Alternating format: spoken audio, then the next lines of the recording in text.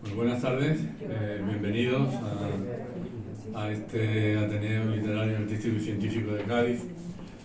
Bien, para quien no conozca la institución, pues una mínima pincelada. Este Ateneo se funda en 1858, es el segundo Ateneo más antiguo de España, después del de Madrid, y el Ateneo más antiguo de Andalucía, el decano de los Ateneos de Andalucía. Abre sus puertas prácticamente todos los días. Yo os invito a ver la programación en nuestra página, en donde pues lo que tenemos son debates, presentaciones de libros, conferencias, etc. En definitiva, es un espacio abierto a la cultura, al diálogo, que desde hace unos años pues, fundó una cátedra, la Cátedra Ateneo de la Universidad de Cádiz, conjuntamente con la Universidad de Cádiz, y una de las misiones de esa cátedra, bueno, pues uno de los objetivos de esa cátedra es premiar a los expedientes más brillantes de los egresados de la universidad en las diferentes áreas de conocimiento. Como contrapartida, siempre queremos que esos egresados luego nos cuenten aquí en nuestra casa los trabajos fin de grado. ¿Por qué? Bueno, porque es un foro distinto al habitual, al académico, porque lo grabamos y aparecerá por muchos sitios, y de alguna manera la sociedad también se entera de lo que hacen los estudiantes en la universidad, que para muchas personas pues, es algo críptico, algo desconocido. Y para que vean también el nivel de muchos de los trabajos que presentan esos estudiantes en la Universidad de Cádiz. Este es el fin último. No solo premiamos a los estudiantes, el Ateneo tiene, digamos, tres premios importantes. Uno es este, otro es el premio Los Gaditanos del Año, ese lo hacemos en el Salón de Pleno del Ayuntamiento, y premiamos en 10 áreas distintas a gaditanos que hayan sobresalido en ciencia, en arte, etc. Y luego nuestro último premio es el Drago de Oro, que es un premio a nivel nacional que se lo damos generalmente a personalidades. Nuestro objetivo es dárselo a personalidades que unan ciencias y humanidades. Sonará Arzuaga, por ejemplo, es uno de los premiados, Sánchez Ron, otro de los premiados, Mariano Barbacío, otro de los premiados, de la primera época, que llevamos ya muchos años, 24 años, otorgándolo, pues fue Adolfo Suárez, por ejemplo, otro de los premiados. En definitiva, esa es la institución que os acoge. Sentido desde ya pues miembros de la misma, podéis participar cuando queráis. Yo sé que hay dos que venís desde un poquito lejos, desde Algeciras. Yo he sufrido también y venir a Algeciras. Yo también di clases allí hace ya en el Pleistoceno casi, en Algeciras. Y bueno, pero sentiros miembros de esta casa, a participar a lo que queráis, nada más que tenéis que llamar a Amelia y bueno, pues como digo, bienvenidos a la misma. Hoy van a exponer sus trabajos Pedro José Navas Pérez, Patricia Gandiana y Gorka Carrillo. Os agradezco a los tres el esfuerzo de venir esta tarde aquí y el de presentar vuestro trabajo. ¿Vale? Amelia, cuando tú quieras.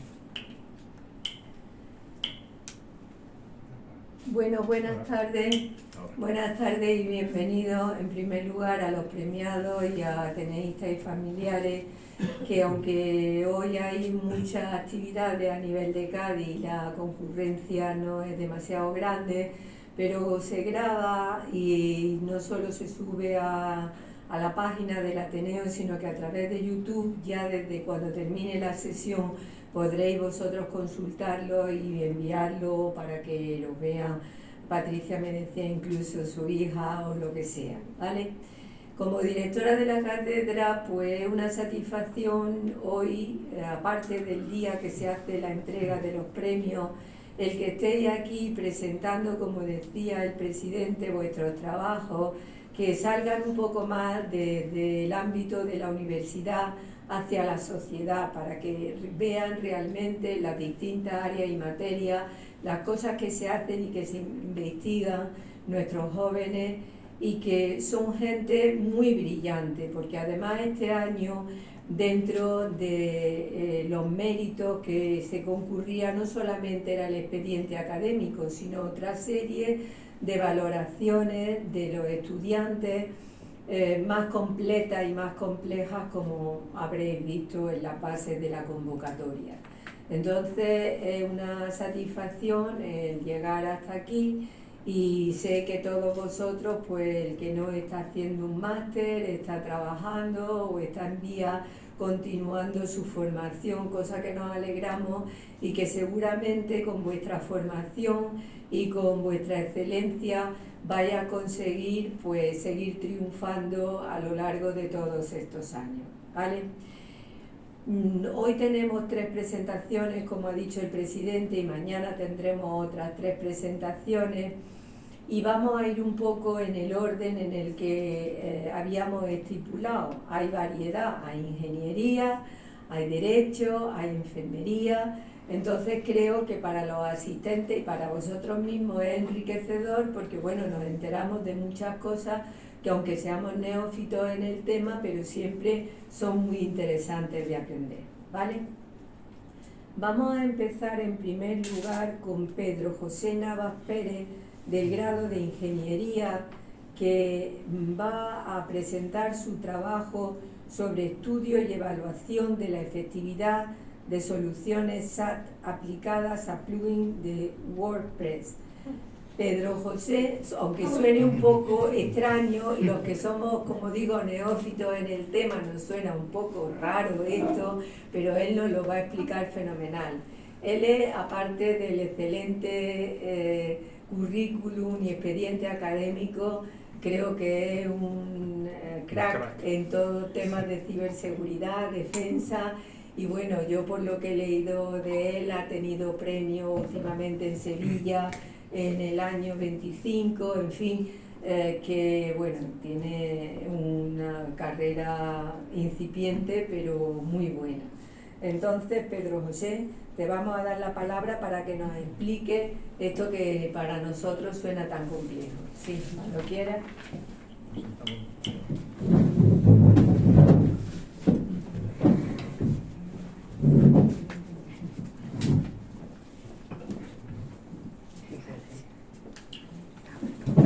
Yo voy a hacer un pequeño inciso a todo mi currículum que está expuesto. Ahora soy profesor de la UCA también. He entrado como sustituto en el departamento de lenguaje y sistemas, y ya desde este año y el que viene por lo menos tengo clases que dar, así que espero seguir viniendo por aquí. Bienvenido. Y bueno, yo voy a presentar mi trabajo. Mi trabajo se ve un nombre muy rimbombante, ¿vale? De seguridad en el... he cambiado un poco el título para la presentación para darle un poco más de visibilidad, he invertido el orden, ¿vale? Lo importante de mi trabajo era la seguridad en el ecosistema de WordPress. ¿Qué pasa? El ecosistema de WordPress parece algo ajeno a todos nosotros, pero prácticamente la totalidad de los aquí presentes usáis a diario al menos una página que utilice WordPress. La propia Universidad de Cádiz, todo su sistema de noticias, de organización, está montado en WordPress. WordPress es el esqueleto de absolutamente casi toda la web. Las estimaciones más recientes estiman que un 43% de las webs del mundo usan WordPress, pero esta estimación se puede quedar corta porque hay webs que no difunden qué es lo que usan por detrás para hacerlo. De hecho, la de la UCA yo sé que es WordPress, pero está relativamente escondido el hecho de que lo usan. El estándar global para la gestión de contenido, es decir, muchas páginas de noticias, periódicos y demás lo utilizan, y también encontramos que muchas empresas de la top 500 de la Fortune 500 la utilizan. Y una de las cosas que hace que la utilicen tanta gente es que es muy flexible. Es relativamente fácil extenderlo para el uso de lo que uno quiera. Encontramos lo básico que es un blog, pero también hay sistemas completos de gestión de enseñanza montados en WordPress, gestión de bibliotecas, e-commerce, todo ello sobre la misma arquitectura. ¿Qué pasa? Que este dominio que tiene de ser 43% de la web hace que sea también algo muy jugoso de atacar. Si un atacante consigue una vulnerabilidad en WordPress, no solamente ataca un objetivo, puede atacar a cientos de miles. El mismo informe que ratifica que el 43% de las webs usan WordPress también hace un análisis de las vulnerabilidades que se encuentran en esto, ¿vale? Y aunque el núcleo, sí, hay muchísimas vulnerabilidades, lo cierto es que lo que es el propio núcleo de WordPress solamente es un 1% de estas vulnerabilidades, y el resto está repartido entre vulnerabilidades en los plugins y en los temas de personalización. Cuando yo empecé a investigar en el tema, descubrí que aunque se hablaba de vulnerabilidades en los plugins, nadie se había dedicado a hacer una clasificación sistemática de las mismas. ¿Qué pasa? Que mientras que no tengamos una clasificación sistemática de las mismas, no sabemos cómo defendernos, porque si no sabemos cómo nos atacan, no tenemos forma de defendernos. Una idea que se me ocurrió, el gran problema de esto es que la gente, cualquiera puede subir un plugin. Entonces, como tú puedes subir un plugin, si no hay una validación previa de seguridad, está el marketplace donde la gente descarga los plugins llenos de vulnerabilidades que nadie ha revisado. Y pensé, aquí quizás la primera capa que podríamos hacer es utilizar herramientas de análisis estático de código, que es algo que está muy aterrizado en la industria, como primer paso de filtro cuando tú subes un plugin, que en vez de publicarse directamente, que se hiciera un filtrado previo. Para poder proponer esto había que hacer, lo primero que todo, un benchmark de la capacidad de estas herramientas para detectarlo. Vamos a ver qué herramientas que tenemos detecte, qué capacidad de detección tienen realmente. Bueno, esto lo he explicado un poco antes, ¿vale? Esta es la magnitud real de la amenaza. Por cifras de vendedores de firewall para el propio WordPress, encontramos que solamente durante un año pararon más de 54 millones de intentos de explotación a lo largo de distintas webs que usaban WordPress. Entonces, como iba diciendo, saber cómo nos atacan no es una opción, es una necesidad para poder protegernos. Si no sabemos por dónde nos vienen, no hay forma de pararlo. ¿Vale? Volviendo a lo que comentaba antes, la idea fue automatizar la defensa, ¿vale? Para ello, yo propuse usar SAS, que es el análisis estático de código, ¿vale? Con la idea de encontrar estos fallos antes de publicar, es decir, antes de que se publiquen, hacemos un filtrado, y además esto tiene la ventaja de que no solamente habría que implementarlo en el propio repositorio, sino que el propio desarrollador, mientras que está escribiendo el código, puede usar estas herramientas para ir viendo si está metiendo una vulnerabilidad, de manera que vamos quitando estas vulnerabilidades desde el primer momento. La pregunta era, ¿son realmente efectivas para WordPress? Se me ha desordenado una diapositiva. No pasa nada. La historia está en que cuando me puse a hacer el benchmark, lo primero que me hizo falta fue, oye, tengo que poder clasificar estas vulnerabilidades para poder ver cómo nos atacan, ¿vale? Entonces decidí que había que diseñar una taxonomía. Me puse a investigar y lo primero que hice fue revisar bases de datos de vulnerabilidades conocidas. Y pude agruparlas en en 3 grandes dimensiones que se conforman luego en 6 más pequeñitas. Ahora veremos un overview completo. La primera de las dimensiones fue el flujo de datos. Aquí teníamos vulnerabilidades de inyección, es decir, donde el atacante inyectaba el código en la propia aplicación, ya sea mediante sentencias SQL o cualquier otra tecnología, ¿vale? O el flujo de datos hacia peticiones externas. Hay ciertas funcionalidades que hacen que la propia página pueda hacer peticiones a una página externa. Y esto lo puede aprovechar un atacante tanto para atacar al mismo servicio como por usarlo como puente para atacar los servicios. Por otro lado tenemos la identidad y acceso. Aquí tenemos el control del propio acceso, como una vez que estás autenticado a que puedes acceder. Aquí salen una serie de vectores de ataque, que ahora tenemos un poco más de detalle en algunos, pero básicamente era eso, y la criptografía que te permitía acceder a ciertas cosas. Y por último, la lógica de la aplicación. Aquí encontramos fallos en el propio proceso de negocio, donde a lo mejor el plugin añadía una funcionalidad nueva. Por ejemplo, un caso que a mí me llamó mucha atención fue un sistema de votación, que si tú mandabas el voto 4 o 5 veces muy rápido, votabas 5 veces aunque solamente podías votar una por una condición de carrera. Hay un estudio entero sobre este tipo de vulnerabilidades en WordPress que es bastante interesante por parte de Miyachi, que lo recomiendo bastante.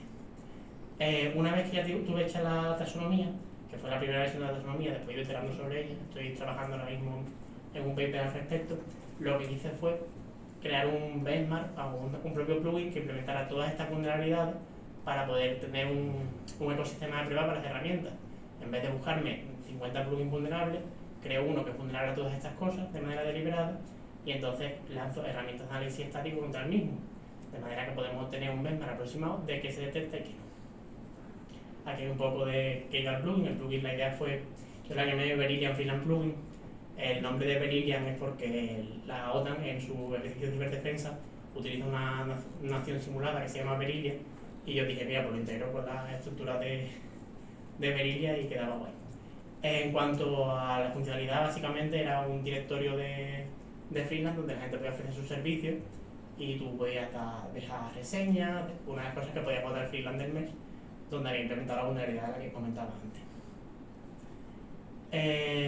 Cogí, y como el mercado de herramientas de análisis estático de código es muy grande, puede haber más de 50 competidores ahora mismo, buscar los 2 principales, y sobre todo los 2 principales con cobertura para PHP, que es el lenguaje en el que se desarrolla WordPress, ¿vale? Y aquí me quedé con los principales, que son SonarQube y Sengre.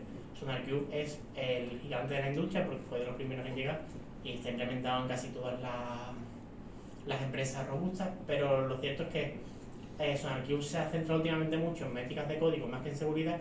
Entonces, aunque detectaba ciertas cosas, cada vez yo en lo que he trabajado con él veo que detecta menos vulnerabilidades. En cambio, SendGrep es como el nuevo competidor grande en el mercado, ¿vale? Y fue el otro candidato que utilicé. Más allá de la propia comparación entre uno y otro, el resultado fue que, en el mejor de los casos, un 74% de los fallos no los detectamos ni una ni otra, ¿vale? El gran problema era la lógica de negocio. Ninguna de estas herramientas es capaz de detectar de manera fiable vulnerabilidades de la lógica de negocio, y que además muchas de ellas ignoran funciones nativas del propio WordPress que no son seguras del todo. WordPress te ofrece muchas alternativas para hacer algo y puedes hacerlo con funciones que no tienen una capa extra de seguridad. Yo escuché hace poco en otra presentación una expresión que a mí me resonó mucho con esto, que es la suficiente cuerda como para colgarte. Es decir, te dan todas las facilidades del mundo, pero claro, si no sabes cómo usar esas facilidades, puede acabar siendo usado en tu contra. Entonces, ahora mismo, en el estado actual de las herramientas SaaS, lo que determinamos es que no se puede sustituir una auditoría manual del código por esto. En los trabajos futuros propusimos tanto formalizar la taxonomía, como hacer un estudio más sistemático de las 31.000 vulnerabilidades conocidas en los últimos 15 años, como empezar a trabajar en reglas específicas de SaaS para detectar cada una de las vulnerabilidades que conforman esta taxonomía. Ahora mismo un trabajo en proceso, de esta forma ya hemos mandado la primera versión a revistas, ¿vale? Y lo que hicimos fue, esto lo he comentado ahora mismo por encima, ¿vale? Pero la metodología nueva es, nosotros partimos de un pequeño subset para la primera versión de la taxonomía, y lo que hicimos fue que para validar este subset hemos cogido las 30.914 vulnerabilidades que había publicado en diciembre de este año pasado, que fue cuando hicimos la extracción del corpus, y primero hicimos un primer limpiado mediante keywords, es decir, si la vulnerabilidad ponía SQL Injector, la clasificábamos automáticamente como SQL Injector, y luego nos quedó un corpus de como 8.000 que había que clasificar a mano. Aquí lo que hicimos fue, primero utilizar modelos de IA preentrenados para acelerar la clasificación, y luego cogimos una muestra simbólica de 500 de estas 8.000 y las volvimos a clasificar a mano para ver el índice de coincidencia con la clasificación que del LLM. Nos quedamos en un 96%, entonces dimos por buena la clasificación del LLM, asumiendo que bueno, puede haber alguna que está mal clasificada, pero aquí la idea no era tanto como clasificar una a una, sino llegar a un punto de saturación, que es lo que se llama saturación teórica, que aunque siempre se clasifiquen como modalidades que ya teníamos que detectar la taxonomía. Entonces, lo que hacíamos no era tanto centrarnos en la clasificación que se le daba, sino en aquellas muestras que no era capaz el LLM de clasificar dentro de la taxonomía que le estábamos dando, para centrarnos en los casos que no teníamos contemplados. Esto nos llevó a esta taxonomía, que no se ve especialmente bien, pensaba que era bueno que tener poco más grande, pero donde tenemos pues tipificadas tanto todos los tipos de vulnerabilidades por la dimensión a que comentábamos antes, una sección más pequeña, y luego casos específicos. Dentro de los casos específicos, además distinguimos entre vectores específicos del propio WordPress y vectores genéricos del propio lenguaje de programación que está implementado WordPress, que está PHP. Todo esto, pues ahora mismo lo tenemos pendiente de que nos lo aprueben en una revista, pero debería de tirar para adelante, por fin. Y como conclusiones tanto del TFG como de esta investigación, ¿vale? Ahora mismo hay que aplicar una defensa en capa, ¿vale? Aunque tenemos las herramientas SaaS, no sustituimos una auditoría manual. Necesitamos tanto una auditoría manual como complementarlo con un análisis dinámico, donde se lanza la aplicación y se hacen pruebas, porque hay cosas que cuando las haces en código parecen robustas, pero cuando empiezas a probarlas te das cuenta de que no son tan robustas como parecen. Es importante también dar lo que estoy como cultura técnica, pero dar una formación específica a los desarrolladores de plugins para que entiendan de dónde vienen estas vulnerabilidades y poder evitarlas, ¿vale? Y además es necesario crear reglas específicas de detección para el ecosistema de WordPress para estas herramientas. Mientras que sigamos con reglas genéricas, todos estos vectores que son específicos de WordPress no va a haber forma de que se detecten antes de que lleguen a producción. Y bueno, no los he puesto aquí los casos, pero ha habido ataques muy grandes a proveedores en base a vulnerabilidades que podrían haberse detectado si se hicieran estas reglas previamente. Y como reflexión, pues bueno, la seguridad no es un producto, no nos lo quieren vender últimamente, sino que es un proceso. Tú tú puedes ser seguro en este mundo, pero si mañana salen más modalidades no tienes forma de preverlo. Y eso sería todo. Muy bien. Muy bien.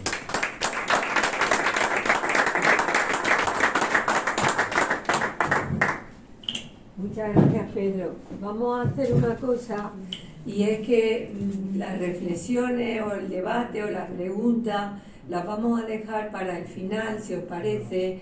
Luego, cuando terminemos todos, os sentáis aquí y si hay alguien que quiera hacer algún comentario o alguna pregunta, pues lo puede hacer. Gracias, Pedro. Nos hemos enterado, además de una manera muy didáctica y muy clarificadora para aquellos que éramos un poco neófitos en el tema. A continuación vamos a continuar con Patricia Gandiaga Gavilán, del doble grado de Ciencias Sociales y Jurídicas. Ella viene también de Algeciras y bueno, pues también ha sido una estudiante excelente, como ha mostrado su expediente académico y las 16 matrículas que tiene a lo largo de su grado. En la actualidad, pues, de funcionaria del cuerpo de prisiones en Botafuego y está también opositando para continuar. Y bueno, sobre todo muy inquieta en el tema jurídico y en todo el tema que abarca, hemos estado antes hablando mucho. Y tanto a Pedro como a Patricia como a Gorka después, aunque hayáis obtenido los premios a la excelencia académica, yo quisiera invitaros a que continuéis en contacto con el Ateneo. Este año, como sabéis, soy ateneísta por mérito, por haber obtenido el premio a la excelencia, pero que sigáis contribuyendo porque sois realmente la savia y el futuro de muchas cosas que se pueden hacer en el Ateneo. Bueno, sin más dilación, Patricia nos va a hablar sobre la protección constitucional de las libertades de expresión e información en redes sociales, la problemática de la fake news. Cuando quieras, Patricia.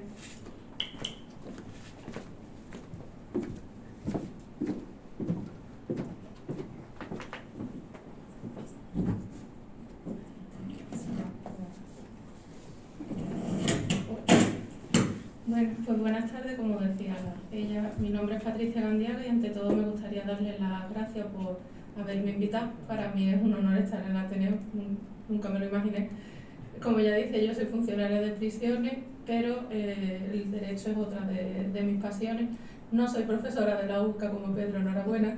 Algún día, ojalá, sería ya redondear el sueño, mi sueño. Espero que la presentación esté a la altura de lo que merece un tema como este y que sea del agrado y de interés de los que hoy estáis aquí. Yo elegí este tema porque me apasiona y me preocupa casi a partes iguales. Es incuestionable que las fake news no solo ponen en entredicho la veracidad de la información que recibimos o que difundimos, sino que además atenta directamente contra pilares fundamentales de nuestro Estado de Derecho, como es la soberanía popular, el pluralismo político, la participación en los asuntos públicos de manera consciente, informada y no a través de informaciones intencionadamente tergiversadas, maliciosas, que acaban por socavar esa opinión crítica tan necesaria que tenemos. Como soy consciente de lo limitado del tiempo y de lo imposible que era entrar en profundidad en cada uno de los temas que trato en mi trabajo, he decidido basar mi presentación en lo que yo considero que es el núcleo esencial de la misma, que es el impacto que las fake news tienen en la democracia y en los procesos electorales. ¿Vale? Como decía, mi tema es protección constitucional de libertades de expresión e información en redes sociales, pero basado fundamentalmente en la problemática que plantean las fake news.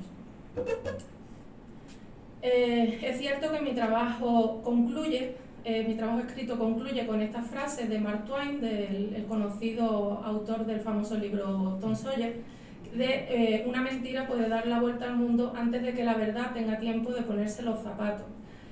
A mí en este caso, para la presentación, me parecía interesante traerla al inicio, pues creo que resume en esencia el verdadero reto y desafío al que nos enfrentan las fake news. Para todos es evidente que hoy en día las redes sociales se han convertido en el principal medio de difusión y expresión de la información y de las opiniones, y por tanto ello irremediablemente acaba por transformar el debate público, que es, como decía antes, tan necesario para contar con una opinión crítica sobre cuestiones de interés general. Pero, ¿qué es lo que la hace tan especial a las fake news? Precisamente esa inmediatez, a las redes sociales, que es esa inmediatez, esa globalidad, esa capacidad de viralización que caracteriza a las redes sociales y que supone que acaban por impactar de forma directa contra las libertades de expresión e información que se constituyen, como bien ha reconocido a lo largo de su extensísima jurisprudencia nuestro Tribunal Supremo, son piedras angulares de nuestro sistema democrático. Se podría pensar que la fake news es un fenómeno reciente, pero nada más allá de la realidad. De hecho, me gustaría ponerles como ejemplo lo que por muchos es considerado la primera fake news de la historia, que es La gran mentira de la luna, de 1835. En ello se publicaron una serie de artículos en un periódico de Edimburgo, en el cual se atribuía a un astrónomo inglés el descubrimiento de supuestamente vida extraterrestre. Esos artículos corrieron como la pólvora por todo Estados Unidos e incluso llegaron a dar el salto a Europa. Estamos hablando de 1835. Entonces, ¿qué es lo que realmente diferencia a la gran mentira de la luna de 1835 con la fake news a la que nos enfrentamos hoy en día? Pues precisamente esa capacidad que tiene de traspasar fronteras a una velocidad de vértigo, precisamente favorecida por las nuevas tecnologías de la información. ¿Cuál es la consecuencia de todo ello? Pues irremediablemente esto acaba por impactar en la democracia y irremediablemente en los procesos electorales. ¿Por qué? Pues por, como digo aquí, socavan la opinión pública, distorsionan el tan necesario debate democrático, debilitan, por tanto, la confianza de los ciudadanos en las instituciones y, por tanto, en consecuencia, ponen en peligro la legitimidad electoral. Pues como quería yo resaltar, sin información veraz no hay una opinión libre y sin opinión libre no hay una verdadera democracia. Para que se hagan una idea del punto o la importancia que pueden tener las fake news a nivel de los procesos electorales, me pareció interesante traer a colación el caso de las elecciones presidenciales de Estados Unidos de 2016, pues se caracteriza precisamente por el uso que de las redes sociales se hizo durante la campaña electoral mediante la utilización masiva de fake news. Ejemplo de ello fue el famoso caso conocido como Pizzagate, en el cual se le atribuía a la entonces candidata demócrata Hillary Clinton su participación como cabeza de una organización criminal dedicada a la explotación sexual de menores que se llevaba a cabo en diferentes restaurantes de Estados Unidos. ¿Cuál es el problema? Pues la rápida propagación con la que esas noticias y esos bulos sobre esta candidata se propagaron hacen casi imposible llevar a cabo una verificación efectiva de esa información que estamos recibiendo y que estamos transmitiendo. Y no menos importante, en el caso de las elecciones, fue el papel que desempeñó la empresa Cambridge Analytica. Cambridge Analytica era una empresa que fue contratada por los responsables de la campaña electoral del entonces candidato republicano Donald Trump y que se dedicaron a desarrollar un software capaz de predecir los gustos e inclinaciones políticas de los ciudadanos. ¿Y cómo lo consiguieron? Pues accediendo a los datos de millones de usuarios de Facebook sin su consentimiento, lo cual supone una clarísima vulneración del derecho a la protección de datos que protege nuestra Constitución en su artículo 18.4 y en su ley de desarrollo. Es evidente que estudiosos del tema político y que se han centrado específicamente en este caso por ser uno de los más llamativos y los que dejan más claro el papel que las fake news tienen hoy en día en los procesos electorales, no son pocos los que atribuyen precisamente al papel y a la injerencia de Cambridge Analytica durante la campaña de 2016 los que le otorgaran la victoria al Partido Republicano de Donald Trump.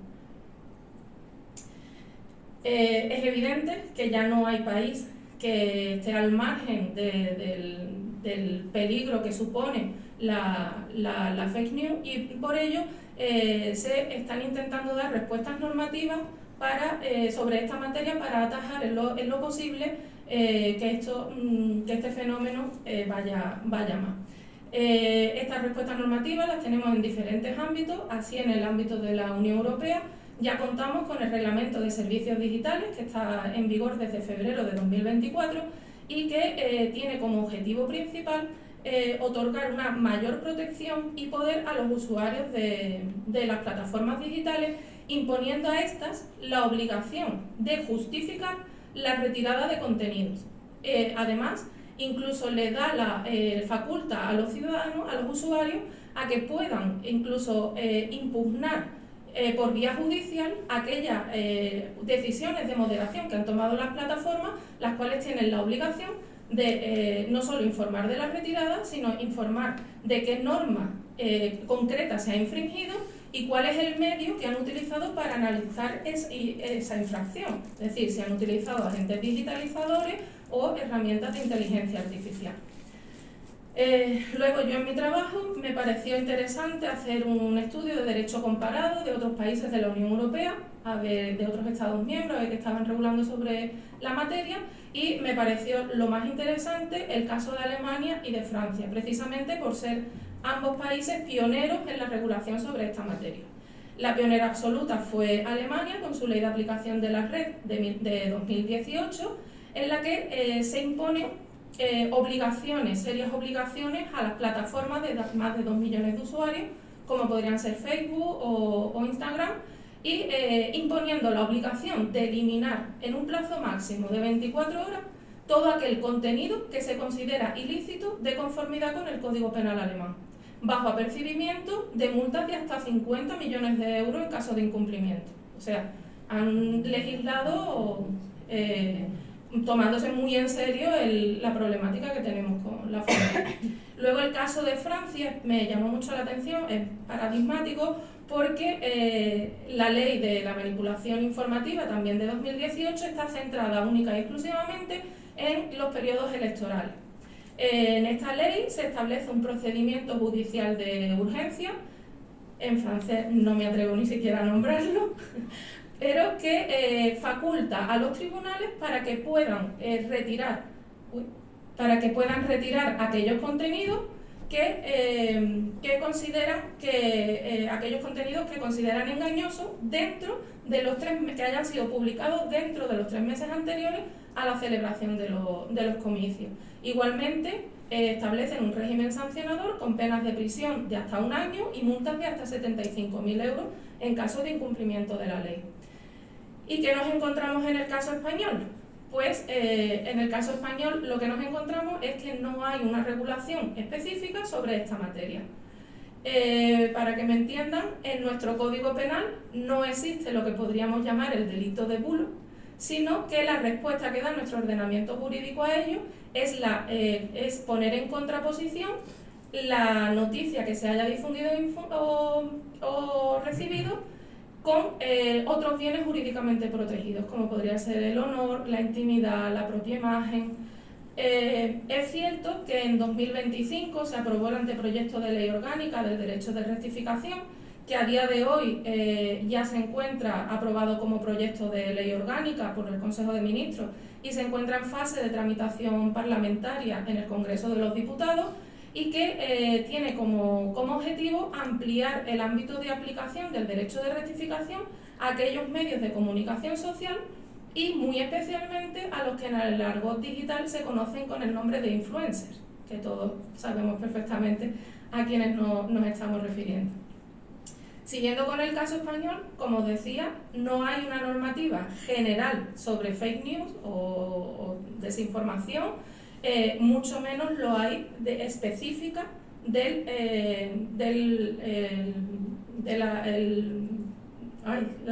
legislación específica electoral, de los procesos electorales. Sigue siendo la ley orgánica reguladora la ley orgánica del régimen electoral general la que cuenta como pilar fundamental para regular todo lo relativo al sistema electoral, y es la Junta Electoral Central la que tiene el papel principal como garante de la igualdad en las candidaturas y quien tiene la facultad de retirar los contenidos que considere que atentan contra el proceso electoral. Un ejemplo de ello es el acuerdo de la Junta Electoral Central en el que resuelve que la suspensión de la cuenta oficial del partido político Vox en la red social Twitter fue conforme a derecho, pues entendían que los tweets que este partido había publicado podían ser constitutivos de un delito de odio y contra determinados colectivos. No obstante, el partido político Vox recurrió dicho acuerdo ante la Sala de los Contenciosos Administrativos del Tribunal Supremo, quien igualmente desestimó el recurso, pero hizo una referencia, señaló muy especialmente en la sentencia la insatisfactoria regulación que nuestro ordenamiento jurídico tiene respecto de este asunto, y además resaltó la falta de potestad de la Administración electoral para exigir la retirada de contenidos durante las campañas electorales. ¿Qué es lo que supone el que no contemos en nuestro ordenamiento jurídico con herramientas para poder exigir la retirada de contenidos manipulados? Pues precisamente una enorme inseguridad jurídica, pero no solo para los actores políticos, sino también para la propia ciudadanía. ¿Cuál es lo que yo considero ideal después de haber estudiado bastante y en profundidad este tema? Que hay una necesidad urgente de llevar a cabo, de acometer una reforma de la LOREC para adecuarla a la nueva realidad y al nuevo entorno digital en el que realmente nos estamos moviendo.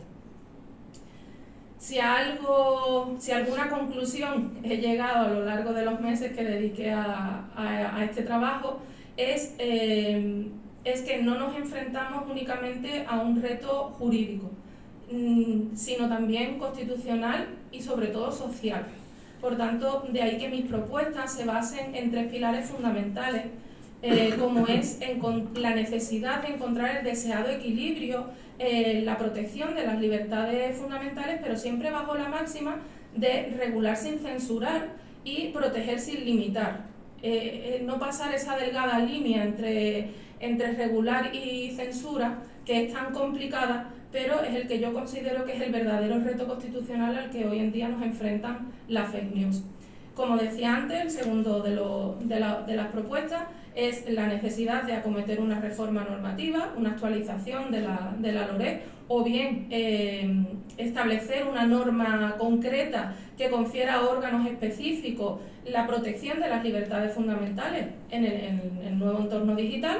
Y por último, pero no menos importante, y para mí creo que de lo más importante, es impulsar la alfabetización mediática. Es sumamente importante fomentar en la ciudadanía y sobre todo en las nuevas generaciones el pensamiento crítico y el consumo responsable de la información, pues de otra forma es imposible contar con una opinión crítica libre, pública e informada, que es base para que nuestra democracia funcione.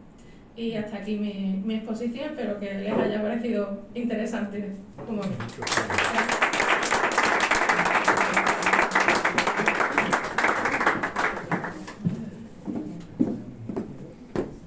Muchas gracias, Patricia.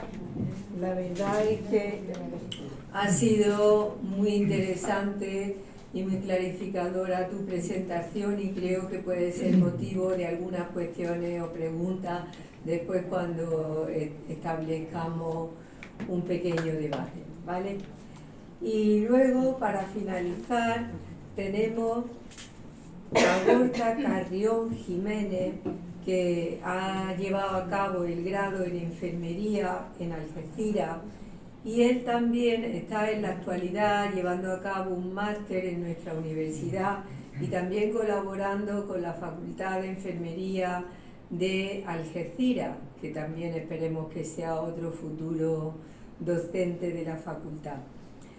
De igual manera que Patricia y que Pedro tienen unos excelentes currículum y una trayectoria extraordinaria a nivel curricular y personal, y por tanto fue merecedor de este premio. El tema que nos va a presentar se denomina Cápsulas de aprendizaje para la formación de competencias en tratamiento de heridas crónicas, una propuesta innovadora en educación enfermera. Cuando quieras, Mónica.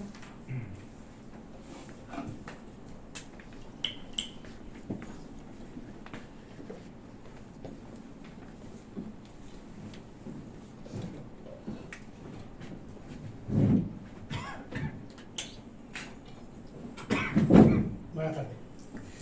Bueno, lo primero quiero agradecer al Ateneo la oportunidad de exponer mi trabajo y darle la enhorabuena a los compañeros premiados, que su presentación ha sido increíble. Yo no he modificado mi presentación, como está viendo la fecha, es la presentación que defendí hace justo hoy un año, y bueno, con su permiso voy a pasar a la defensa. Bueno, quiero agradecer también al consenso de expertos. Los expertos son enfermeras todas o enfermeros y miembros de las mejores sociedades de heridas crónicas de España y de Europa. Y dar las gracias a mi tutor y a mi cotutor, que casualmente y gracias es mi hermano y experto en heridas. Bueno, en cuanto a las heridas crónicas, voy a hacer una pequeña explicación. Las heridas crónicas o heridas de difícil cicatrización son heridas que, obviamente, como su palabra indica, no son agudas, no evolucionan de una forma natural y normalmente en un momento del proceso de cicatrización pues se detienen. Normalmente es el proceso inflamatorio, pero bueno, no voy a entrar en más detalles fisiológicos y de esta historia. Lo que sí es que las heridas crónicas son un problema de salud pública. Son un problema que afecta a una parte importante de la población y que supone una afectación a la calidad de vida de esos pacientes bastante importante y un gasto sanitario al Sistema Nacional de Salud también bastante importante. Desde hace prácticamente una década pues se define un nuevo paradigma, que son las lesiones cutáneas relacionadas con la dependencia, que son un tipo de herida crónica, pero que está relacionada con el nivel de dependencia del usuario, del paciente. ¿Vale? En cuanto a tener un problema, un déficit formativo en las universidades españolas, en el grado de enfermería, siendo un problema tan importante y encima siendo puramente enfermero, pues es prácticamente inexistente la formación de grado en esta materia. Y también hemos visto que la formación tradicional pues no llega a cubrir este déficit. Debido a eso, pues nos planteamos la pregunta de investigación que era pues la metodología docente basada en el B-Learning a través de cápsulas de aprendizaje en formato vídeo, ¿vale? En comparación con la metodología tradicional de enseñanza, mejora la adquisición de competencias teórico-prácticas en el tratamiento y cuidado de las heridas crónicas en estudiantes de grado de enfermería. Para ello nos planteamos un objetivo principal y 4 objetivos específicos. Los objetivos específicos coinciden con las fases de la metodología. Nos planteamos una metodología en 3 fases, en la que la primera fase pues, era una revisión de alcance, donde hicimos una revisión bibliográfica para intentar sacar los temas principales para esas cápsulas, para esos tipos de vídeos. Y al final pretendíamos quedarnos con 5 temas. En cuanto a la fase 2, era una validación con ese grupo de expertos que he nombrado al principio, por índice de validación de contenido, donde fabricamos los guiones gráficos con la ayuda de inteligencia artificial y editamos las cápsulas también con la ayuda de herramientas de inteligencia artificial como era BitNote. ¿Vale? También los expertos hicieron un índice de validación de contenido con los niveles de mayores de 0,80 como dicta la norma. Y la tercera fase, pues medimos la efectividad de esas cápsulas en el aula de la clase de tercero de enfermería en la asignatura de gerontología. Hicimos un ensayo controlado aleatorizado. En cuanto a las consideraciones éticas, pues pasamos comité de ética, obviamente, y utilizamos consentimiento informado y el proyecto estuvo financiado por una beca de colaboración del Ministerio.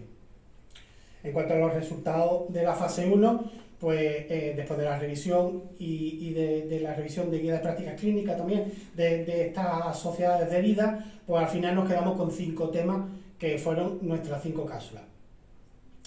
Los temas eran evaluación inicial de las heridas crónicas, técnica de limpieza y debridamiento. Debridamiento es quitar tejido insano, ¿vale? Clasificación de las lesiones cutáneas relacionadas con la dependencia, que es lo que he hablado al principio, que son una parte muy importante dentro de las heridas crónicas.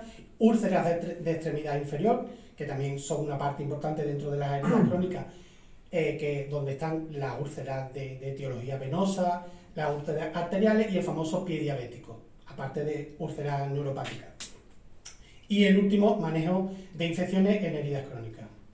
En cuanto a la fase 2, la del índice de validación de contenido, hicimos 2 rondas de validación de contenido con los expertos, obteniendo, sobre todo en la segunda ronda, además fue mixta, cualitativa, cuantitativa, hicimos los cambios propuestos por los expertos, y en la segunda ronda, es que se ve pequeñito, pero la barra es la segunda ronda, está primera y segunda ronda. Está todo cercano a 1, no solo está bastante lejos de 0,80. Estas son las variables sociodemográficas de la muestra de estudiantes, y se ha saltado una página, aquí está. Y estos son los resultados del ensayo aleatorizado del ECA. Vemos que tanto el grupo control como el grupo experimental tiene diferencias estadísticamente significativas del pretest al posttest, siendo mucho más grande en el grupo experimental con la P mucho menor a 0,001. Y además un tamaño de efecto de Cohen también mucho mayor, 1,08. También en cuanto a la comparativa entre grupo control y grupo experimental, pues nos da una P de 0,048 en el posttest, diciendo que hay diferencias estadísticamente significativas. Pasamos también un cuestionario de satisfacción. Este cuestionario sí estaba validado, el cuestionario que utilizamos de conocimiento obviamente no era validado porque eran unas cápsulas de un temario que fabricamos. Lo que pasa es que fue con consenso de los expertos las preguntas y todo el cuestionario. Eran 25 preguntas, que no lo he dicho, 5 preguntas por cada tema. Y este es el cuestionario de satisfacción, que sí era un cuestionario validado en el uso de cápsulas en formato vídeo, donde la puntuación máxima es 5, con lo que obtuvimos unas notas bastante buenas. Y esto, bueno, en cuanto a la discusión, pues tenemos claro que la inteligencia artificial pues facilita el desarrollo de nuevos materiales de docencia y pues es una herramienta que podemos utilizar debido a este déficit formativo que he dicho al principio. Hemos demostrado en nuestra muestra que la efectividad de esas cápsulas en formato vídeo está validada. Existen unas limitaciones en cuanto a la muestra, que no lo he dicho, pero una muestra de la clase de tercero de enfermería, eran 77 empezaron, 74 terminaron, no es una muestra muy grande, pero es la muestra que teníamos. Tampoco hicimos un seguimiento longitudinal del conocimiento, porque solo fue puntual, pre-post, no hicimos un longitudinal que nos lo estamos planteando. Y también tenemos un posible sesgo de visualización porque nosotros les dimos la oportunidad de ver las cápsulas en formato vídeo, pero no sabemos cuántas veces las vieron, si las vieron solo una vez o no sabemos el uso que hicieron de ellos. Entonces eso no lo podemos medir. En cuanto a futuras líneas de investigación, pues vemos que es una metodología que es fiable, que es buena, que no es difícil, porque eso la hice yo sin conocimiento informático, como tiene aquí nuestro compañero, y funcionó.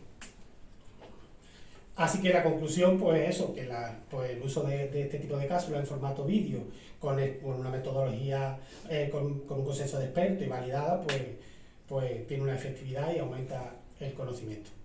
Estos hallazgos también se pueden extrapolar a cualquier otro tipo de grado, a otro tipo de conocimiento. Es verdad que en este momento, por eso sale aquí, presenté el proyecto de investigación a un congreso internacional de enfermería. Hoy en día ya lo he presentado a otro congreso nacional de SEGER. Lo he presentado también al quinto congreso, a la quinta jornada de innovación docente de la Universidad de Cádiz, y el TFG también fue premiado con el primer premio del Colegio de Enfermería este año, 2025. Y aquí son unos de una cápsula, y en el código QR hay un ejemplo de una de las cápsulas. Y eso es todo. Muchísimas gracias.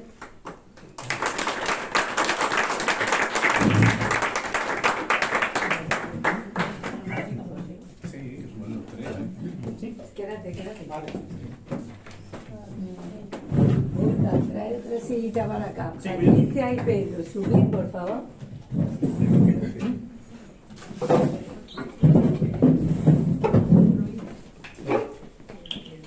Bueno, Gorka, muchas gracias. Ha sido muy interesante tu presentación y bueno, pues hemos aprendido también nuevas cosas, igual que con los compañeros.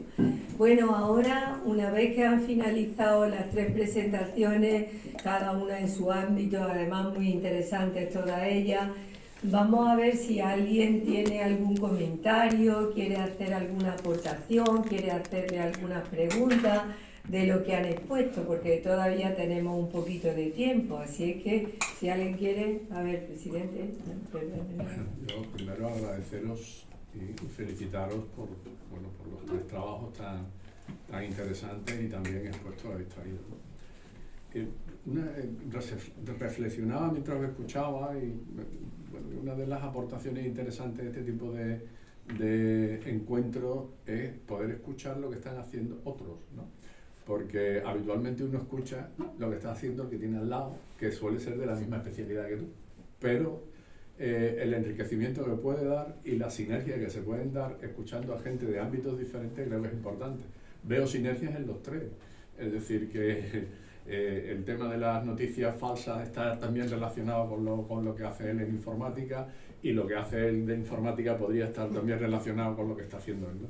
Es decir, que yo creo que el conocimiento en realidad es uno, y esos vasos comunicantes creo que pueden ser muy, muy interesantes, ¿no? A partir de esta noche ya tenéis subido todo, no lo digo porque si queréis compartirlo entre vosotros o con otras personas, pues sería interesante. ¿Alguna pregunta para cada uno de vosotros? Para Pedro, hablaste de las limitaciones de la vulnerabilidad, es decir, de cómo controlarla, ¿no? Y que la auditoría manual todavía era fundamental. Aunque comentaste algo de la inteligencia artificial, ese control manual, por decirlo de alguna manera, es ayudado mediante inteligencia artificial. Eso es una cosa. Y la segunda, la taxonomía que nos presenta tiene 34 vulnerabilidades diferentes, ¿no?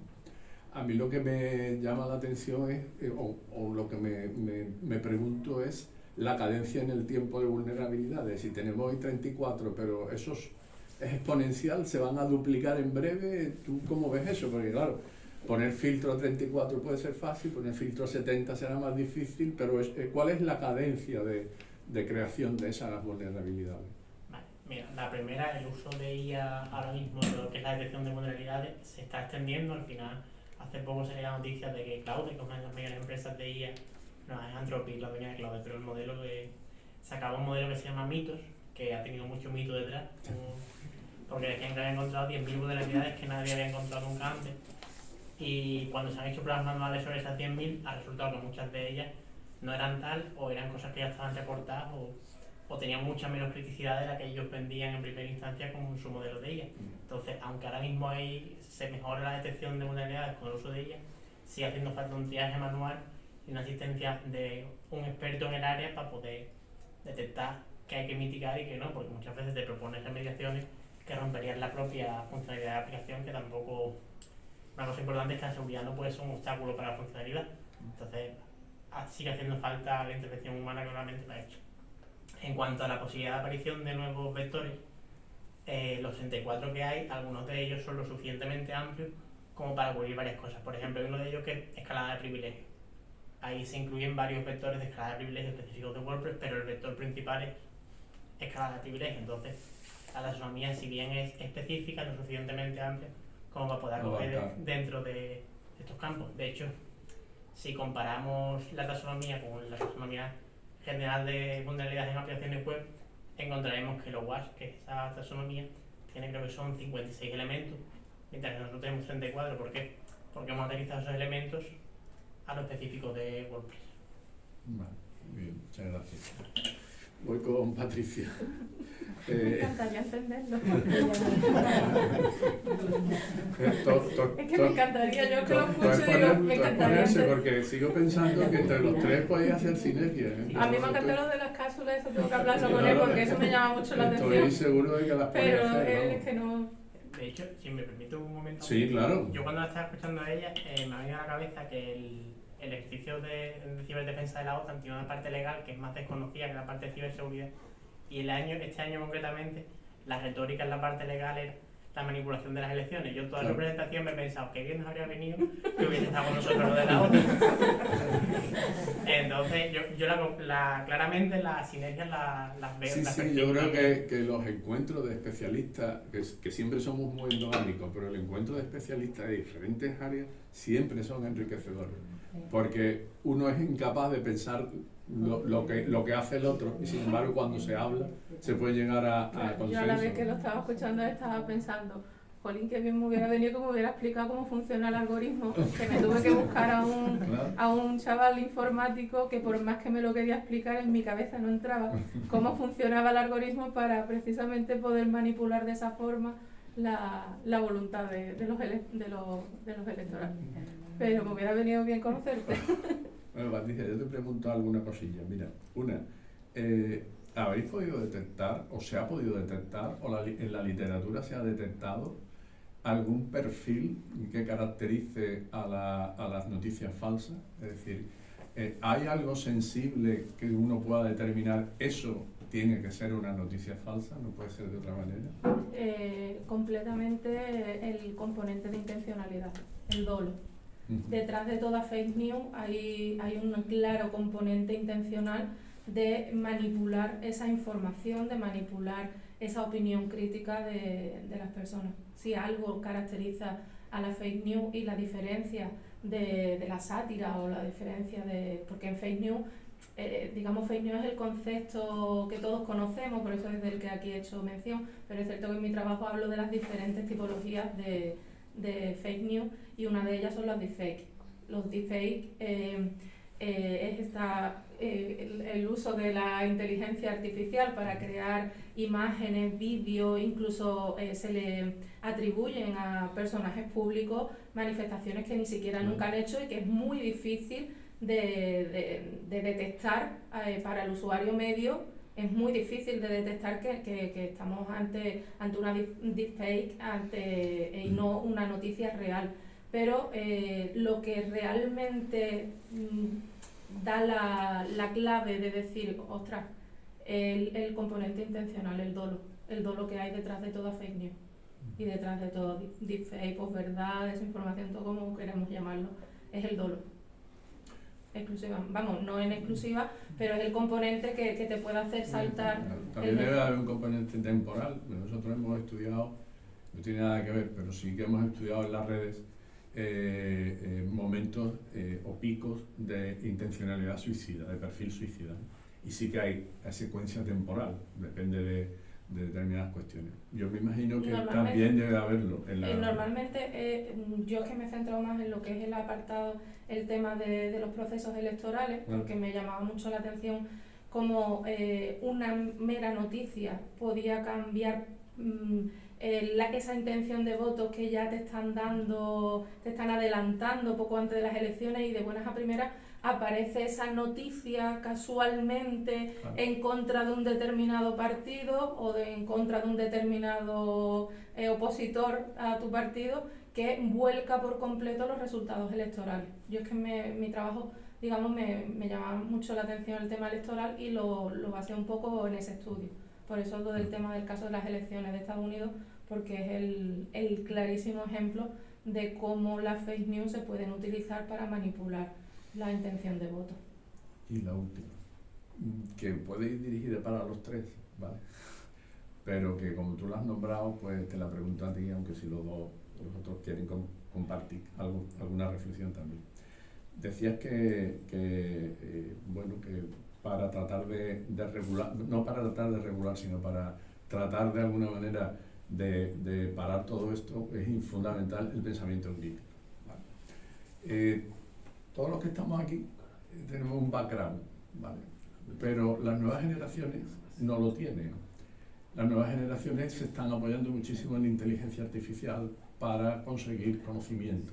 ¿Vale? ¿Cómo podemos alimentar el pensamiento crítico de generaciones que no van a tener el background que tenemos nosotros? Pues esa es una cuestión a la que, haciendo el trabajo y la investigación, le di muchísimas vueltas, y de hecho uno de los motivos por el que me decidí a elegir ese tema, entre los que barajaba, me dio la idea mi hijo el pequeño, que vive, ellos estábamos comiendo, además que estábamos comiendo y él estaba inmerso en su teléfono a la vez que estábamos comiendo, y fue como, me dijo una noticia que había visto en TikTok, y yo dije, madre mía, qué capacidad de manipulación a las nuevas generaciones, que se creen, eso no lo ponen en entredicho. Es cierto que él tiene la capacidad de preguntarme y se fía mucho de lo que le digo, y entonces él sí procuro en la medida de lo posible fomentar ese pensamiento crítico de no dar por bueno todo lo que veo en redes. Pero hay que tener en cuenta un dato que por ejemplo, hay una encuesta reciente que dice que de los más de 8.000 millones de habitantes que hay en el mundo, más de 5.100 millones son usuarios habituales de redes sociales que las utilizan como medio de información. Entonces, luchar contra eso es una tarea colosal, no se puede decir imposible, pero es una tarea colosal, roza la imposibilidad cuando son tantísimas la velocidad a la que se mueven las noticias, la velocidad a la que un bulo se da por bueno y circula. Recuerdo cuando sufrimos el famoso apagón el año pasado, a la hora, bueno, antes de una hora de haber perdido la luz toda España, ya surgieron millones de teorías conspiranoicas de que era un ataque ruso, de que era... O sea, eso da pie o da ejemplo del verdadero desafío que son hoy en día las fake news. ¿Y cómo se fomenta el pensamiento crítico de las nuevas generaciones? Me encantaría saberlo, porque creo que en mucha base también es evidente que necesitamos de la enseñanza, necesitamos de los profesores, pero también hay que hacer mucho trabajo en casa. También hay que hacer muchísimo trabajo en casa. Yo en casa, por lo menos, nosotros procuramos siempre fomentar el que pongan en cuestión, incluso ha salido una noticia en el telediario, ponla en cuestión, informa, busca información aparte de lo que estás viendo ahí, porque el mero hecho de que cambias de una cadena a otra, la información es completamente diferente. Pues imagínense por redes sociales, y ellos viven en las redes sociales, viven, y es una... no voy a decir una pena, porque también da muy bueno, porque ha creado una interconexión bestial y una manera también de comunicación que, cogiendo esa parte positiva de las redes sociales, es maravillosa. Ahora mismo muchas veces incluso de estos premios, si no fuera por las redes sociales, a lo mejor tampoco nos enteraríamos, ¿no? Porque el boca a boca no funciona tanto. Pero es cierto que es una tarea muy complicada, pero que creo que la base y el inicio está en las casas, en las propias familias, porque no se puede centrar todo en la educación, porque ahí ellos tienen una tarea, pero en casa la base tiene que venir de casa. Muchas gracias. Bueno, Gorka, te toca. Perdona, sí, claro. Sí, una cosita. Sí, por supuesto, sí, lo ideal es que interactuéis. Sí, pero estoy totalmente de acuerdo que la base de la creación del pensamiento crítico tiene que ser la familia, tiene que ser el hogar, pero es verdad que necesita de más, eso, necesita de los profesores, necesita de los servicios informativos, de los sistemas de información, que es verdad que se ha degradado, ahora son un producto, van a vender, no en la información, yo me acuerdo de eso, yo tengo mis años y tú estudiabas y decías, bueno, el periodismo tiene que ser objetivo, eso ya se ha perdido, eso no, eso, depende de la cadena que ponga, pues te dice una cosa, te dice una barbaridad, o el programa más visto de la televisión lleva una antivacuna. Y es lo más natural del mundo, o incluso un tío que dice que la Tierra es plana en el siglo XXI, y lo lleva ahí a que lo vean millones de españoles, que lo mismo es lo único que ven en la televisión, ese programa que es el más visto. Que salen unas hormiguitas y hacen cachondeo, y encima de eso le dan como humor y cachondeo a una cosa que es muy importante. Entonces yo creo que los medios de comunicación pues, tienen un peso bastante importante en esto, y el Estado, el gobierno también, a partir de la legislación. Entramos en una, que también la has planteado tú, ¿no? En un difícil territorio que es regular sin censurar, ¿no? Eso es bastante complicado. Mira, Gorka, a mí me gusta mucho tu trabajo porque, el tema de la innovación docente en enfermería creo que es algo fundamental, ¿no? ¿Esas píldoras ya se han implementado o creamos una cosa pero luego seguimos con las clases como siempre? No, las píldoras las hemos usado este año también para la clase de la misma asignatura, y ahora mismo hemos solicitado un proyecto de innovación docente para editarlas de manera profesional e incluso hacer las otras 3, porque sacamos 10 temas pero solo validamos 8. Entonces, para hacer las 8 cápsulas editadas de manera profesional, y supongo que la Universidad de Cádiz hará uso de ellas, o incluso sociedades de heridas también se han planteado hacer uso de esas cápsulas para profesionales. Esa era la siguiente pregunta. ¿Tú ves viable eso para profesionales? Porque tú incluso, pones ahí hay un dibujito que me he fijado y hablas de las pautas ritualistas. Sí. Las pautas ritualistas son muy frecuentes en enfermería. Sí. Tomamos la atención a todos los pacientes a las 8 de la mañana. Sí. ¿Y por qué? No, pues se hace siempre de esa manera. Sí, siempre se ha hecho así.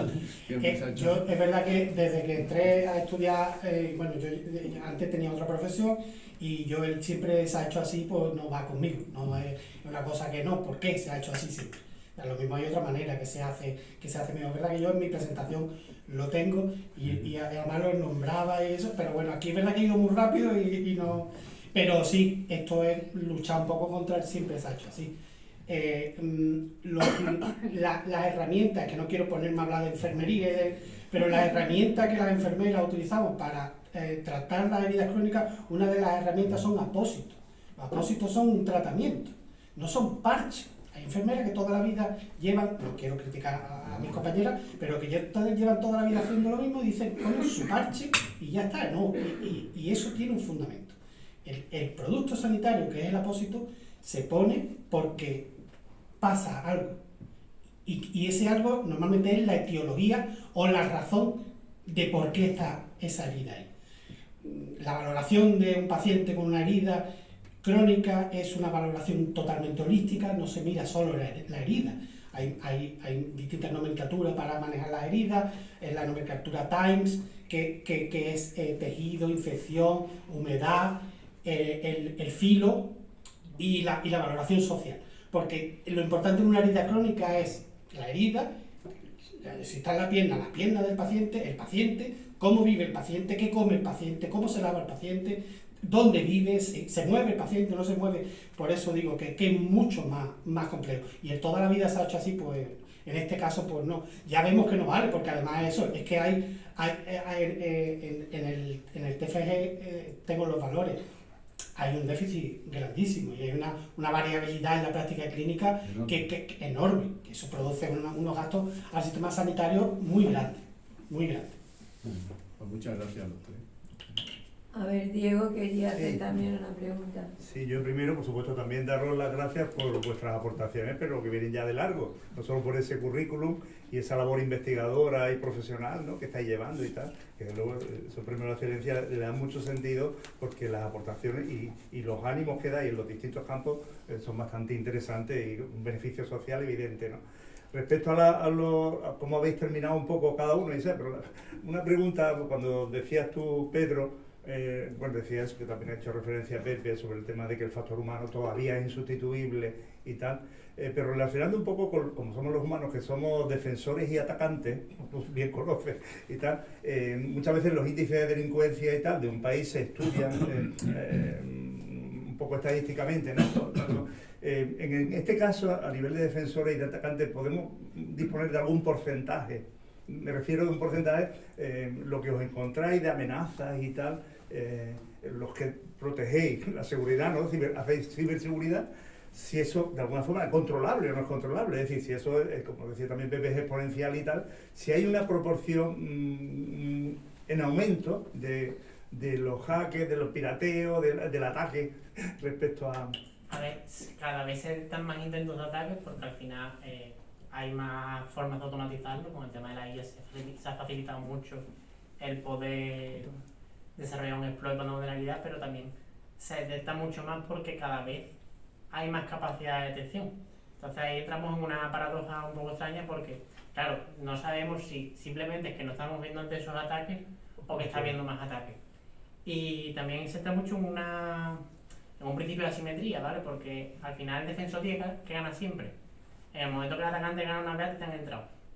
Entonces es una batalla bastante injusta en ese aspecto porque tú como defensor tienes que ganar siempre y el atacante con que gana una vez consigue su objetivo. Entonces ahora se están implementando muchas medidas de defensa en profundidad para que incluso, aunque el atacante consiga comprometerte una primera barrera, tenga muy complicado llegar a otro sitio, y son muchas de las líneas de trabajo actuales en temas de ciberseguridad. Vale. Y la otra relacionada un poco con los dos, por lo que habéis dicho un poco, la importancia de la educación y del pensamiento crítico. Yo llevo toda mi vida trabajando en eso y claro, tal como tú terminabas también y decías, con el tema del pensamiento crítico y todo el tema de la fake news y todo lo que de alguna forma se ha movilizado en el mundo digital. Yo recuerdo hace 25 años, un poquito más, que en San Petersburgo, estábamos de viaje por allí y de repente me dice una persona, hay una agencia en la que trabajan unas 140 personas creando bulos. Estoy hablando de 25 años, 25 años y tal. Y, bueno, yo me quedé así, ¿cómo puede ser esto? En una época en la que todos en la ciencia, en la filosofía, en la religión, en todos los campos, en el arte, hemos buscado la verdad. Fundamentalmente la verdad. Es un cambio fuerte, ¿no? Que existiera, ¿no? Entonces, cuando hablamos de desarrollar o de animar el pensamiento crítico ante todo lo que está lloviendo, está cayendo y tal, hay una cosa que es evidente, o sea, pero muy evidente, y es que las cosas se tienen que asentar. Tienen que asentarse, debe haber serenidad. Para que haya pensamiento crítico, de alguna forma, tú no puedes estar digiriendo continuamente información. Tienes que tener momentos de retiro, de separarte un poco de donde estás, para poder abordar mejor un tema, ¿no? ¿Dónde y cómo se puede conseguir eso hoy día? Y con la gente joven, muy complicado, ¿no? Hoy en día yo es que lo veo complicado porque vivimos en la época de la inmediatez. Lo queremos todo para ayer. Y sobre todo en las nuevas generaciones se ve clarísimamente. Yo también es verdad que debido a mi trabajo trato con muchísimas clases de personas de diferentes edades. Tengo desde gente a partir de 18 años hasta 70 y muchos. Y ves eso, sobre todo en las nuevas generaciones, esa necesidad de vivir en constante información, viven en una constante necesidad de estímulos externos, de estímulos que sea para allá. Entonces es muy complicado frenar eso. Yo no veo... La verdad que es muy complicado en el tema sobre todo de eso, de los jóvenes, y yo que tengo hijos adolescentes lo veo clarísimamente en mi casa.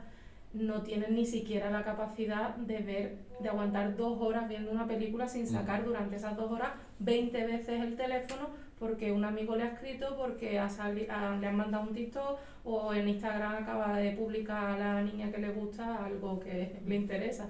Entonces que se está perdiendo como esa capacidad de concentración, esa capacidad de estar contigo mismo.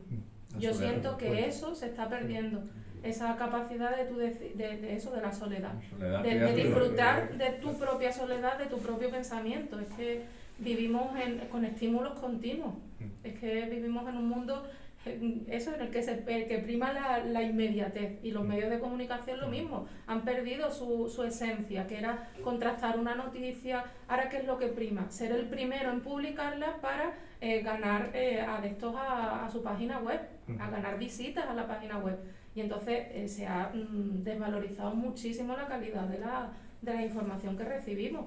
Y es precisamente porque es que ha cambiado las redes sociales y las plataformas digitales. Al final han cambiado enormemente todo lo que conocíamos hasta ahora. incluidos, por desgracia, los medios de comunicación tradicionales, los periódicos, las radios, todo es el que yo sea el primero. Y eso, como yo decía antes en mi exposición, dificulta muchísimo que realmente haya una verificación efectiva de esa información que tú vas a transmitir. Pero es que yo la voy a recibir y sin pensarlo 2 veces la voy a compartir. Y a la vuelta de un segundo ha traspasado todas las fronteras habidas y por haber. Y ya se da por bueno. Ya no hay nadie que se vaya a sentar a plantearse si esa información es tal como le ha llegado o puede haber algo de intencionalidad maliciosa en ella. Entonces creo que se ha perdido eso, el gusto de estar contigo mismo. Además, en esa línea, un fenómeno que también hay que tener en cuenta, las redes sociales propician mucho las cámaras de eco. Tú sigues a los perfiles que cuentan cosas que te interesan y los algoritmos potencian que sean cosas con las que tú interactúas normalmente porque te interesan. Entonces, el feedback que recibes de qué opina la sociedad es lo que tú opinas de la gente, o sea, lo que opina la gente con la que tú interactúas, Claro, que suele ser los para ti. a tu ideología. Los para ti de las redes sociales, los para ti, el mío no, seguro no tiene nada que ver con el de mi marido, ni con el de usted, ni con el de usted. A mí me saldrán los vídeos que más me interesan a mí, a él seguramente le saldrán otros completamente diferentes, a él le saldrán de todas esas cosas que él explica y que él entiende. Claro, y yo por ejemplo pues me saldrán muchos vídeos de juicios, de lo que a mí realmente me llama la atención. Y a él pues seguro de lo suyo. Ese es un gran problema. Eso que dice Pedro es el mayor problema, que me costó mucho entender cómo funcionaba el algoritmo y cómo te manipula el algoritmo, para que al final tu pensamiento vaya por aquí y no te plantees, ¿y si pudiera ir un poquito por aquí? Es que no te lo planteas, porque vives en un bombardeo constante de tu pensamiento. Y ya me callo que este hombre... No, yo solo voy a opinar, bueno, yo tenéis totalmente la razón. Yo voy a hacer una comparación que yo que tengo una edad, yo creo que vivimos jugando al teléfono cacharrado todos los días. Porque ahora antes jugaba una vez y ahora no, ahora cada segundo el que teléfono cacharrado. Eso se va repitiendo, se va magnificando y se va cambiando. Y es verdad, claro, eso de que tú te metas y tú en las redes sociales estás todos los días dándote la razón, eso a lo mejor a nuestra generación no nos afecta tanto porque hemos fracasado. Nosotros hemos fracasado y hemos salido otra vez y otra vez hemos fracasado. Las nuevas generaciones, yo tengo un niño, yo tengo una niña, 19 y 15 años, no tienen capacidad, perdió la capacidad de fracasar. Y esos son los problemas de salud mental que estamos teniendo también. No saben. ¿Por qué? Por eso, porque en las redes sociales pues le están dando la razón todo el día y encima el que le está diciendo que si se esfuerza un montón lo consigue. Y el que no lo consigue es que no se ha esforzado lo suficiente. Y eso es una mentira enorme. Y que las vidas son idílicas. Claro, porque tú te puedes esforzar muchísimo y no llegar. Porque todo el mundo no llega. Llegan unos cuantos, privilegiados. Porque es suerte, afortunado, porque hay muchas cosas por el medio, pero no el esforzarte. Y entonces ellos, pues si se esfuerzan y no lo consiguen, se frustran. Bueno, es súper interesante el debate que hemos tenido, yo creo que es muy enriquecedor, no solamente la exposición de los trabajos, sino después el poder compartir y además de distintas especialidades y de distintas materias que, como ha dicho el presidente, pues realmente al final confluyen o por lo menos se complementan o se enriquecen. Así es que les damos las gracias a los tres y a todos ustedes que han venido esta tarde. Y ahora, por favor, no vayáis, que vamos a hacer la foto de familia que normalmente hacemos al principio y que no la hemos hecho. Pues muchas gracias a todos.